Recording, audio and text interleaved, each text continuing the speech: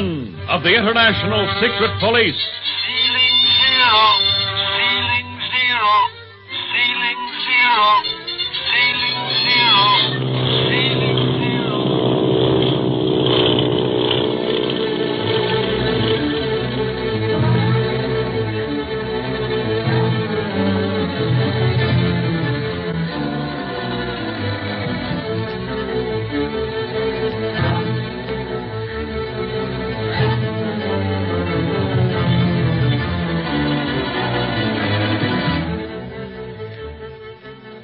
Our three friends, Speed Gibson, Clint Barlow, and Barney Dunlap, have at last arrived in Hong Kong, China, the end of the long hop aboard the China Clipper from Alameda, California. They are determined to capture the octopus. The only clue they have as to his Hong Kong headquarters is a barely legible map which Marcia Winfield gave them and which her brother sent her just before his mysterious disappearance in connection with the octopus. Just before the Clipper landed, Clint received an insolent welcoming wire from his enemy, and he can hardly wait to tell this to Barney, who is flying a special bullet monoplane the boys confiscated from an octopus spy on Wake Island. After their passports have been viséed and everything is in order, our friends make their way along the crowded dock, with little Gene Kingsley and Speed all eyes as they step on Chinese soil for the first time.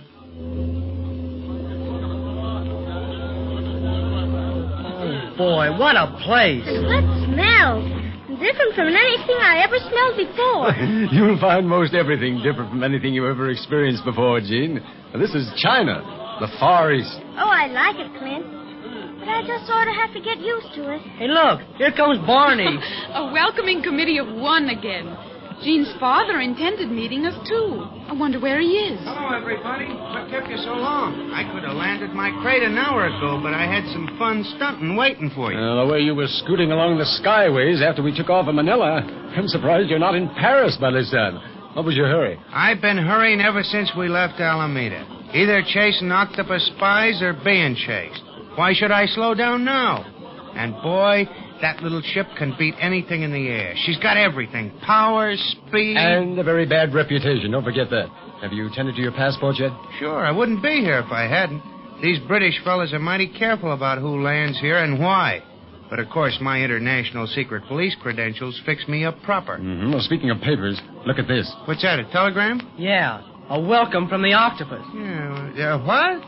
Of all the Hey, let's get Gene to her dad quick so as we can start on our real business of tracking that guy down. Oh, well, now that you've told everyone within earshot just why we're here, let's go see about our luggage. Oh, I hope Dr. Kingsley's waiting up there, too. He probably will be. You know, the Clipper landed 10 minutes early, Marcia. Possibly didn't know about that. Gee, look at the rickshaws up there waiting for us.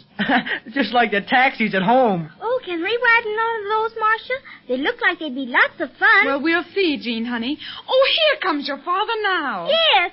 Daddy, here we are. Who's that with him, the Chinese? Yeah, how should we know? Oh, Gene. Well, darling. My darling baby, how are you? Oh, Daddy, I'm so glad to be with you again. But Marcia took awful good care of me. I'm sure of that. Well, welcome to Hong Kong, Miss Winfield. Oh, thank you, Dr. Kingsley. And may I introduce three friends who have also taken very good care of Jean? Mr. Barlow, Mr. Dunlap, and Speed Gibson, Mr. Barlow's nephew. Mr. Gibson. And may I introduce my friend, Mr. Quan Wu. I am very pleased to make your acquaintance. I trust that your stay in China will be most happy. Well, thank you. Daddy, Speed saved me from drowning in Honolulu. Is that so? Well, good heavens. Then, young man, I'm doubly happy to meet you. And I'd like to talk to you further. Will you all dine with me tonight? You bet, Dr. Kingsley. I've got my mouth all fixed for a swell dish of chop suey. Well, I'm afraid you won't find much chop suey in China, Mr. Dunlap, except in cafes catering to tourist trade. You know, chop suey and chow mein are really American inventions, not Chinese. Huh. I'll be darned. It's getting so you can't believe a thing you eat. Well, I think we'd better see to our luggage, Barney, and find a good hotel. I'm sure Dr. Kingsley has a lot to talk over with Jean and Marcia. Mr. Barlow, may I direct you to an hotel? Why, certainly, Mr. Wu. I would suggest the Fowler House. The accommodations are very modern, the service very fine. Well, thank you. Can we take a rickshaw there, Clint? Yeah, we'll take two rickshaws, Speed. You and I in one, and Barney in the baggage in the other. And we'll see you this evening, then. Yes. My address is 14 Lang Su Road. It's on the outskirts of the city, but the rickshaw boy will have no trouble finding it. And, what time is dinner? At 7. Ah, see you then. I shall be looking forward to meeting you again tonight. 14 Langsu Road. Until 7, then. You are going to that hotel now? The Fowler House? Guess so, Mr. Wu. And thanks for telling us about it. Only too glad to be of service, Master Gibson. Well, Goodbye, Doctor. Where did he get that master stuff? Just an old Chinese custom, kid. Yeah. Say, we aren't doing so bad getting invited out for supper the first night we arrived. Yeah, that doesn't give us much time to get settled. I also want to contact our Hong Kong operator. Oh, boy. Hey, rickshaw. Oh, yes, sir. I guess we'll need 2 of them. And take care of this baggage, too. All right. And now we're going to Fowler House, huh?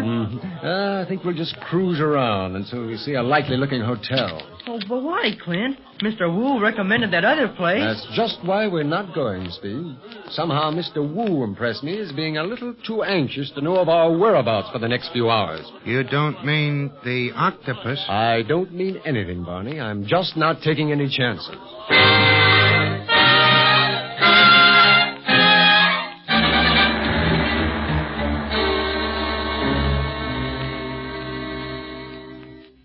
This is a swell hotel you picked out, Clint. Away from all the noise, and it's more Chinese than American. Glad you like it, Speed. As Mr. Wu would say, this has all modern accommodations. And I'll add, more safety than the Fowler House. Don't you trust that guy, Clint? I'm not trusting anyone, Barney, until they prove themselves trustworthy. Perhaps he's a very kindly Chinese gentleman who really has our best interests at heart. But because we're here as the secret police, on the trail of the octopus, we have to watch every word and every move that any stranger makes. So I'd rather neither of you mention before Mr. Wu where we're staying tonight. Okay by me. When do we really start trailing the octopus, Clint? Tomorrow, probably.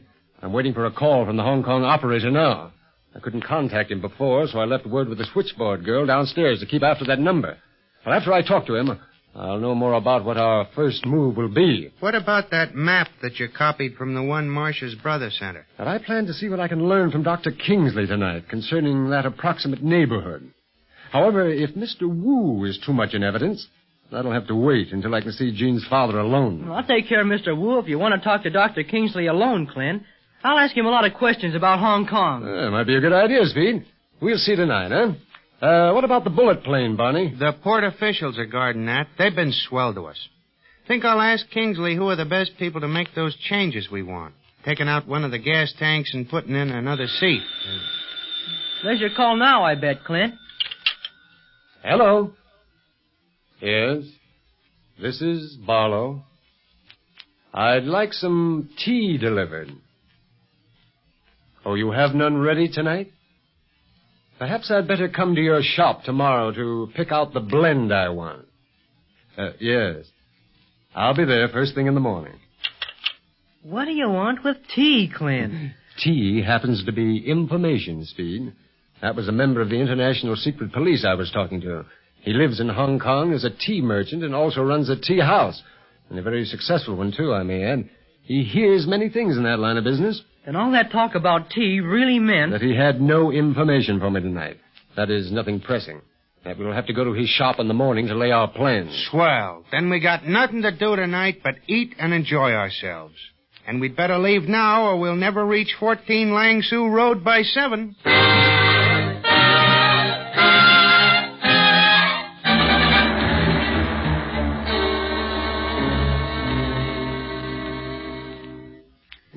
Well, then you must be a very important man in China, Dr. Kingsley. Not only as a physician, but as a diplomat. Well, I know and love the Chinese, Mr. Barlow, and I respect them. Needless to say, my race looks upon Dr. Kingsley as a brother. Knowing China as you do, Dr. Kingsley, what have you heard about the octopus? A great deal. But how much is truth and how much is fiction, I can't say. We do know that he's smuggling dope and natives on a wholesale scale. But no one knows how or where. Now, that is why I'm so glad to welcome you as the International Secret Police. And I. China is most anxious to rid itself of such an evil. Of course, you must understand, Mr. Barlow, that the consulate's office gets merely the whispers concerning this man. But I shall help you in your efforts to find him in whatever way I can. I owe Speed Gibson a debt of gratitude that I can never pay.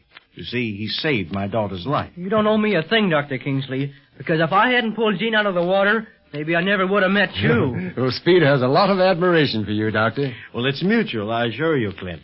Your nephew is not only a credit to the secret police, but he has the makings of an extraordinarily fine diplomat. He can fly, too, Daddy. And he's studying telegraphy, fingerprinting, radio, the art of makeup. Makeup? Have you stage aspirations, Speed? No, sir. But makeup is very important to the secret police. That is, good makeup. None of that phony stuff detectives used to use. Yes, indeed. Speed was telling me some things about shading and highlights in makeup that surprised me. Yeah, and Clint here can take one look at some fella he wants to resemble and can rebuild his own face so that they look like twins. Well, it's extraordinary. Well, you'll find a good many interesting characters to study here in Hong Kong, Clint. I think it would test even your ability to copy any of them. Me, maybe, Dr. Kingsley, but not Clint. He's the best man in the secret police at makeup.